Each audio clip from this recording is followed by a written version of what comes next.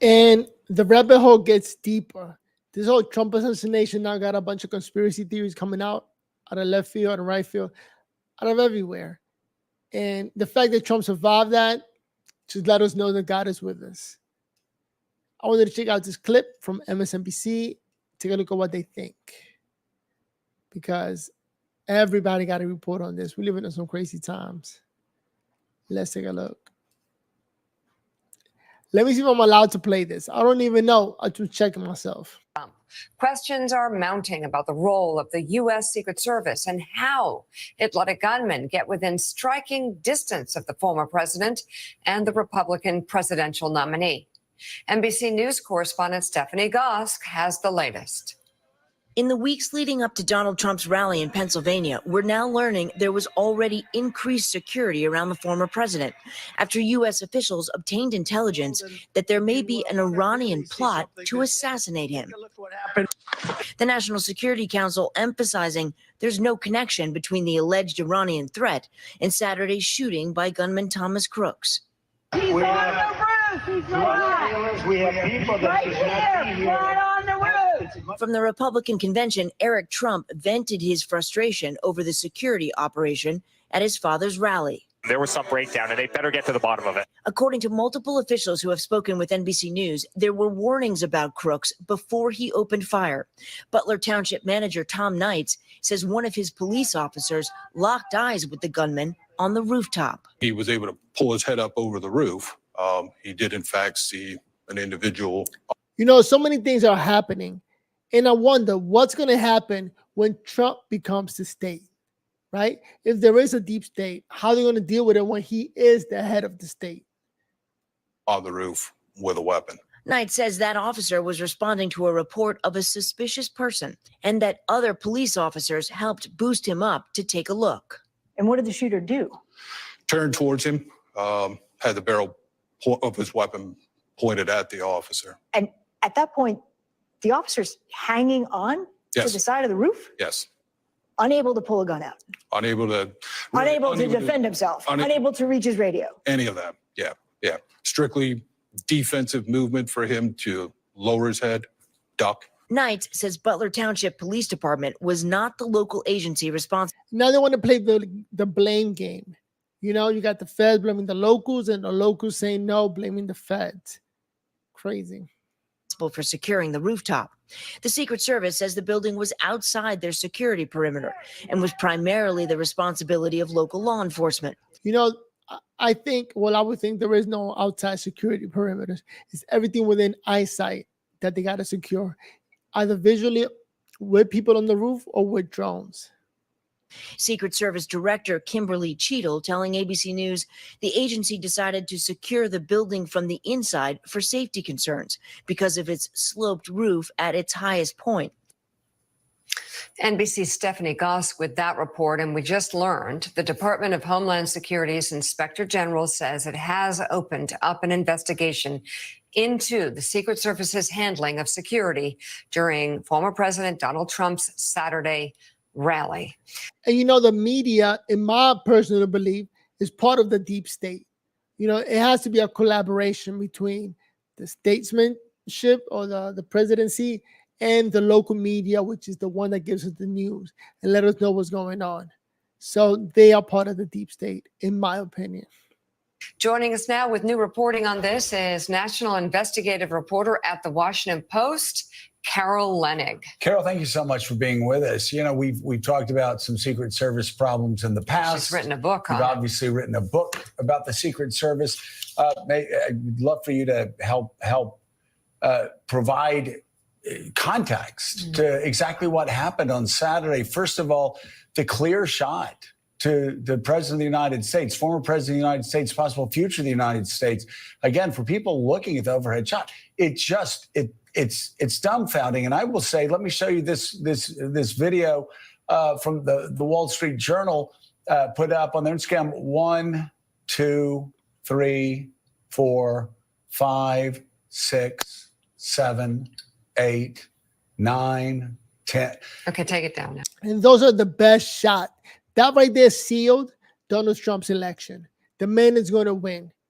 And once he took down the shooter also, they couldn't keep shooting because that's not part of the plot.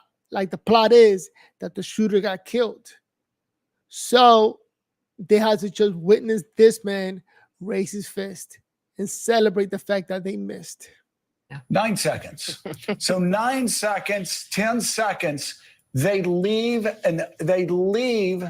the president open for a second, third, fourth shooter. They have no idea. Again, the story is that there was just one gunman and that they killed the one gunman. So it wouldn't fit the narrative. It was excellently done. Somebody said, they said shooters down. Well, the assumption always is that there may be more than one. And I'm Totally. just surprised. We've Totally, heard the Joe. story about Dick Cheney being lifted up out of the White House and shoved downstairs. We've heard the story about George W. Bush yelling about getting back to Washington, the Secret Service saying, "This ain't your plane. It's our plane. We'll tell you when you can go back." There are a lot of Republicans, independents, and Democrats wondering, why didn't they do what Secret Service people always do? Put the protectee's head down, cover him up, and shove him into a car. Well, Joe and Mika, you both zeroed in on the two most important things, but let's put them in order. The first one is that building and that line of sight. For more than 50 years, the Secret Service agents who plan the advance for any public event lose sleep for days before that event, thinking about where can there be a spot on high ground where some. And by the way, some of Trump's main Secret Service agents took the day off. So all they had were those DEI hires. Somebody could get a clear shot at the president or whomever I'm protecting as the Secret Service. And that may be, in this case, the former president, Donald Trump. That's what they think about. And I was interviewing a SWAT team commander yesterday who was not directly involved in this event, but has been involved in other Pennsylvania events in that region. And he said, ma'am, 140 yards from the stage, your grandmother could shoot Donald Trump from there. It's just sort of stunning that nobody was on the roof and that the director of the Secret Service is saying nobody was on the roof and posted around it because it was sloped and therefore more dangerous. I don't know if that's right or wrong, that it's too dangerous to do that. I'm not an agent, but I've heard from about 24 agents in the wake of this who said that's preposterous. We should have locked down this building one way or another, and it's not the locals' responsibility to make the plan for how to secure it.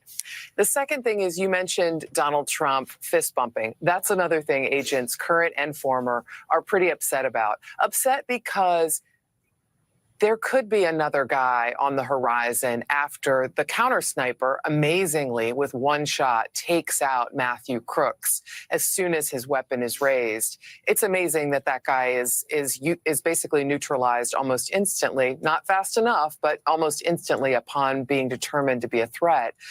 But look at the DEI hire trying to pull her gun away. These people were just there temporarily because the main Secret Service agents were not in that day.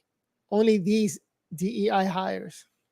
There could have been another person, but in Donald Trump's security bubble, you can hear him on the video saying that he wants to get his shoes. You know, he's like saying, wait a minute, let me get my shoes, let me do this. Those agents are putting their biceps and their shoulders in front of his face, trying to cover him, but they're also deferring to him. And that is so different, Joe, than what you described about that moment with Dick Cheney, right? Look at the girl with the blue hat. She was recording the whole event. This is history in the making.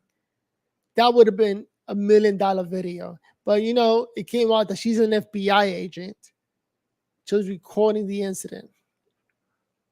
His agent lifted him by the belt loop and said, "We're gone, sir. Sorry, no more time to talk." So, Carol, I'm reading your new piece titled "Police Snipers Were Inside the Building as Trump Rally Shooter Fired from the Roof." And you get at something really important as you've established now that local police were in charge of that building. A lot of people second guessing that, as you say, as well. But that they actually noticed a man. I'm just reading from your piece now. Local police spotted a man active furtively from inside that building. He was walking back and forth around the building with some gear, and they radioed a Secret Service command post to alert them, the official said. So at that point, he's still outside. The police see him. Presumably, it took him some time to get up onto the roof with that gear.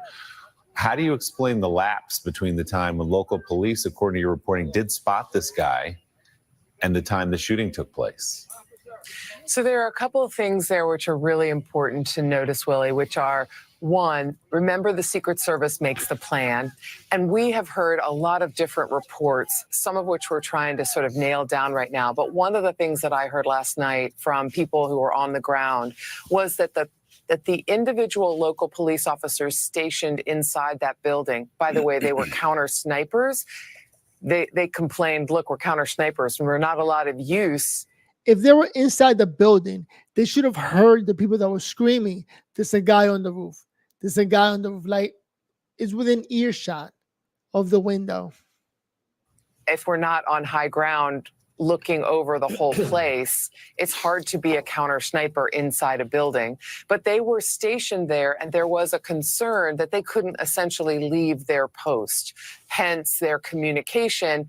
We have a suspicious guy, just want you to know. I have confirmed that the Secret Service command post was listening to radio frequency about local police engaging with a suspicious individual who turned out to be Crooks.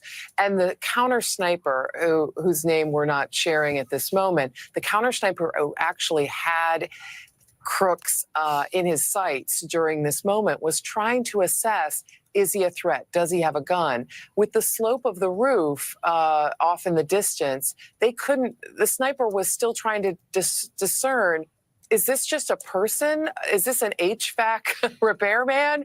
What is going on? Trying to figure out, is this person an actual threat to the stage and to the former president? And when the gun was lifted and shot, that's when the counter sniper took him out. But the radio frequency at the time for the command post was alerting the counter sniper teams to. And you know what's crazy? That they put out his name right away. They put up his name and a picture of his face, a little bit of history. But I think in the past, when something happens, like something tragic happens, they don't like to release the name of the person because they don't want to put him on a monument or give him any props for what he just did. But for this guy, same day, they put out the name and the history. The guy's a Republican. He's actually donated to the Democrats, 20 years old. Like, they give out so much information on the first day instead of saying, we don't want to release the name.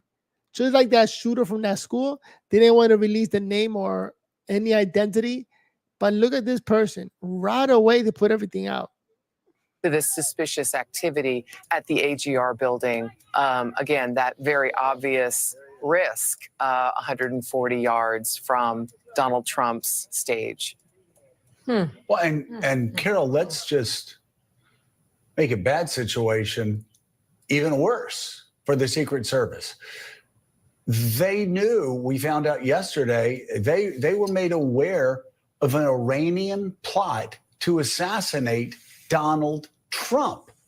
And now they want to bring Iranian into the mix, or Iran into the mix, to make us think like it wasn't an American, this was another country. We need to go to war.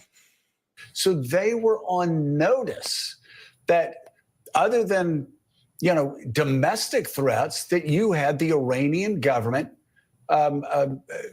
planning to assassinate Donald Trump. And even with that knowledge, their performance on Saturday just all the more shocking. I would like to say you're absolutely right about how shocking it is. Narrative. And that's it. Being on TV and working for these major companies, it's all about the narrative. And can you stick to the narrative? If you can, then you're hired. Let's go. But I know enough agents and I know enough about the Secret Service to know they work their tails off. They try their absolute hardest. One thing that I'm looking at and examining is the advanced security plan potentially having some major vulnerabilities and flaws, mostly involving this outside building that wasn't very outside, wasn't very far away. Remember, my grandma could have killed Trump from there. But these guys and women work like crazy during a campaign season. Are they getting the support and the resources they need? You know, I was told that the counter sniper units are down below 20 individuals right now because of attrition and retirement. Again, the narrative that they don't have enough money to protect an ex-president. Come on now.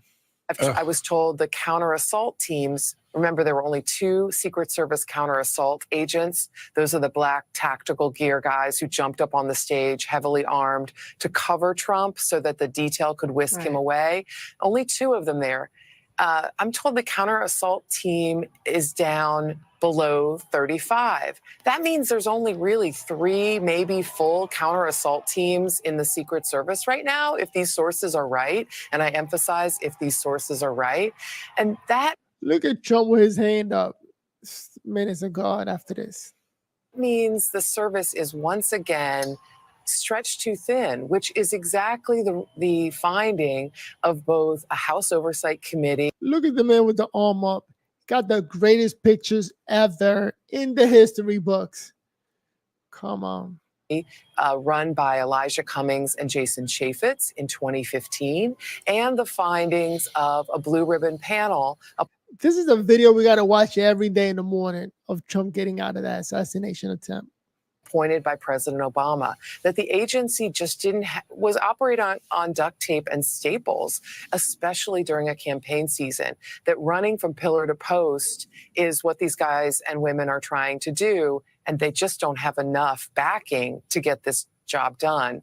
There's one other element, which is they really relied heavily on local police here for some of their tactical purposes. And those officers who were counter snipers from the local area inside that AGR building, how useful is it for them to be inside the building? They're in there because the Secret Service instructed them to be there. They wanted to rely, it seems to me, on their own team. But if you don't have enough teams, that's a worry. National investigative reporter at the Washington Post, Carol Leonnig, thank you very much. We appreciate your reporting and analysis this morning. So the Republican National Convention continues today in Milwaukee. Last night, Donald Trump's final 2 primary challengers gave their full endorsements. And tonight, Trump's newly picked running mate, Senator J.D. Vance of Ohio, will be the headline speaker. Let me say this also about the RNC convention. They complained that Trump spoke for too long. Okay, yes, the first 35 minutes were perfect. He talked about his attempted assassination, how he survived, and how he felt about it. But then he went on for like another 90 minutes. So everybody's saying it's too long. But you know what? For a man who just survived getting shot, take all the time in the world, sir. You can say whatever you want because you came this close to dying. So you got a free card to do whatever you want with your free time because it's insane. You would have got shot, there will be no talking. So let's be honest. Joining us from, I think after that attempt, Trump is free to do anything because all he wants to do is fix this country. Crazy. Milwaukee, NBC News senior Capitol Hill correspondent Garrett Haake. Garrett, what is Senator Vance hoping to accomplish with his keynote address tonight? Well, Mika, Senator Vance is so new to national politics. He has never attended a national party convention before, much less been asked to give the keynote speech like he'll be doing tonight. Now, my sources say he's going to lean heavily on his own personal biography here and try to link it to the experience of Trump voters out in the country, and also try to introduce them to his own particular blend of populist. And choosing a vice president doesn't the president doesn't really care. It doesn't move the needle as to who's going to win. So we just need a guy to work with Trump and not try to fight him with all the changes that Trump is going to make. So again, this is just a phase to move forward, but it doesn't really move the needle as much. It's what they say. Conservatism. Watch. Donald Trump's running mate, J.D. Vance, so far seen but not heard at the Republican convention, set to take center stage tonight. A largely unknown figure nationwide, Vance is already a celebrity in the Make America Great Again movement, where he's now seen as Mr. Trump's political heir apparent. What does the selection of J.D. Vance as Donald Trump's running mate mean for this party? It means that MAGA has now an enduring battle plan. J.D. Vance is young. He is brilliant. To his supporters, Vance's selection helps cement the now dominant Trump wing as the future of the GOP, where the freshman senator has been one of the loudest voices on Capitol Hill opposing additional funding for Ukraine. We don't want to micromanage a foreign conflict thousands of miles away. That's not our job. Vance's populism includes support for a higher minimum wage and backing Mr. Trump's aggressive trade policies, including higher tariffs on imported goods. Vance has long been an outspoken opponent of abortion, an issue that Mr. Trump has avoided highlighting. The Biden campaign seizing on Vance's past comments, including this in 2021 about exceptions for rape or incest. Look, I think two wrongs don't make a right. Vance has more recently said he would support some, quote, reasonable exceptions. Vance has also embraced some of Mr. Trump's most controversial proposals, including pursuing mass deportation of undocumented immigrants. We have to deport people. We have to deport people who broke our laws, who came in here. And I think we start with the violent criminals. Echoing the... You know what's crazy? That some people hate the fact that they want to deport criminals. They ignore the fact that breaking into the country, you're breaking the law. Like, don't you support the law of the country? Like, this is an illegal move. And with that, a lot of cities, they allow people to go into a store and steal as long as it's less than $1,000. Like, nobody cares about the law. Like, your first act coming into the country, breaking the law, and now you're an illegal immigrant. And that's supposed to put fears in voters and get them not to vote for Trump. Former president's false suggestions of widespread fraud in the last election. If I had been vice president, I would have told the states like Pennsylvania, Georgia, and so many others that we needed to have multiple slates of electors. And I think the U.S. Congress should have fought over it from there. And a key plank of Project 2025, a conservative think tank's plan for a second Trump administration to overhaul the federal government by... There's a conservative think tank. It got nothing to do with Trump. It's not even on his website. But because it's a conservative think tank, they want to attach it to Trump. Crazy. Replacing civil servants with Trump political appointees, potentially firing thousands of government workers. If those people aren't following the rules, then of course you've got to fire them. Mr. Trump has distanced himself from Project 2025, and Vance has said only Donald Trump will determine the next administration's agenda. Vance's turn to shape the party, his backers say, will come later. This is about winning elections on down the line in 28 and beyond. Other speakers tonight, in addition to Vance, include Donald Trump Jr., Kimberly Guilfoyle, and former Trump advisor Peter Navarro, just released from prison this morning. Willie, I think we're going to hear a lot more red meat on the stage behind me tonight than perhaps what folks at home saw last night. Without a doubt. NBC's Garrett Hake at the site of the RNC in Milwaukee. Garrett, thanks so much. Joining us now, staff writer at The Atlantic, Mark Leibovich, and contributor to the conservative website, The Bulwark, Tim Miller. Good morning to you both. Tim, I'll start with you. What did you make of what you saw last night? We've been talking a lot this morning about Nikki Haley and Ron DeSantis, who had obviously extraordinarily harsh things to say. We've cataloged all that during the campaign. Very deeply personal things that they had to say about him. And now rallying, which is not unusual, right, for people who've been vanquished in a primary to get behind the candidate. But this did feel a little different. And there was a sense of Donald Trump sort of sitting there in his box and watching people, come to heel before him politically. Yeah, it's a little unusual because the personal attacks were like racist in the Nikki Haley case, right. And in Ron DeSantis' case, very personal, kind of his manhood and these sorts of things. And then having Trump sit in the box, I think it's noteworthy also who is in the box with him. It's J.D. Vance, who's not the new VP pick, but night one, it was Tucker was in there.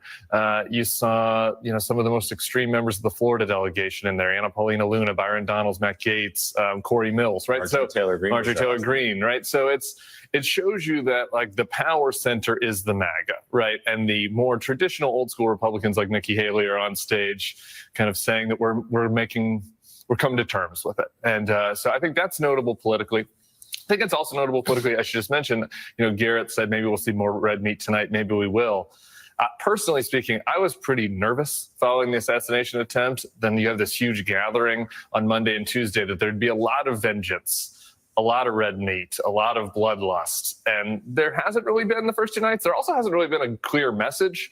And I think that shows the fact that like the RNC had a planned message, then this happened and they had to kind of change the speeches a little bit. It's been a little disjointed in a way that is, on the one hand, I think hurts their message. On the other hand, is good though, because you didn't want this gathering to turn into something that could have escalated the rhetoric. Mark, you're there in Milwaukee. Obviously, the message, we heard this on Sunday morning after the attempted assassination of Donald Trump, is unity within the party, not necessarily nationally, perhaps, given some of the rhetoric we've seen since then. But what is the feeling there among Republicans about how this is going so far?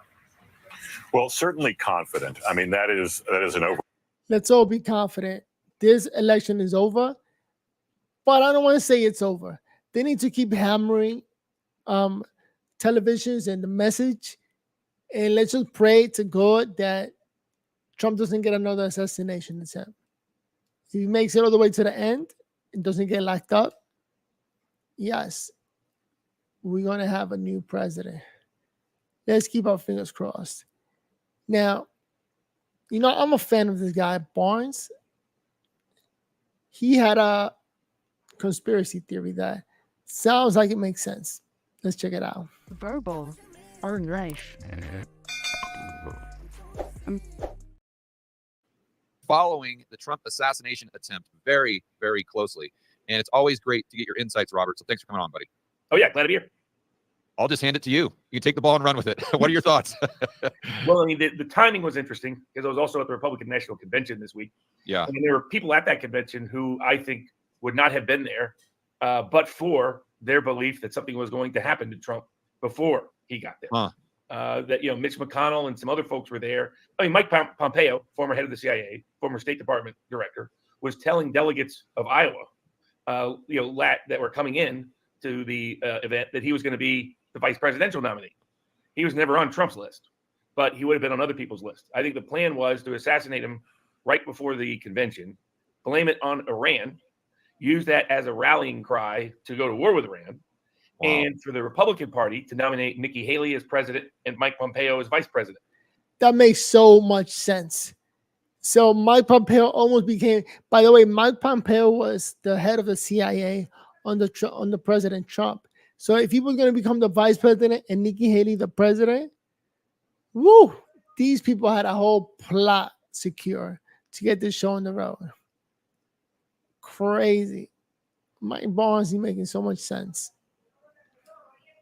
The two biggest sort of neocon deep state allies that were ever part of the Trump administration, in the name of defending the life and legacy of Trump, the nominating someone who is anti-Trump fundamentally, but would help promote the war. It would give Joe Biden an excuse for people to stop talking about how old he is and go. And I think they wanted to go to war with Iran. They thought Iran would step into Israel after October 7th.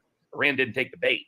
And I think they needed something to accelerate that. They also know they're going to lose in Ukraine. So they need a new war to draw attention, and they need something to feed the military industrial complex, all those weapons contracts and the like. Robert Barnes, the man, maybe he hit the nail on the head. What do you think? Comment down below. Do you agree with his assassination theories as to what's happening with the deep state? That they really try to take out Trump to bring in Nikki Haley? I don't know, man. It sounds like it makes sense to me. With that said, I'm going to get out of here. I'm just testing this out to see or to hope that I don't get banned. Because nowadays, you'll just get canceled. Peace.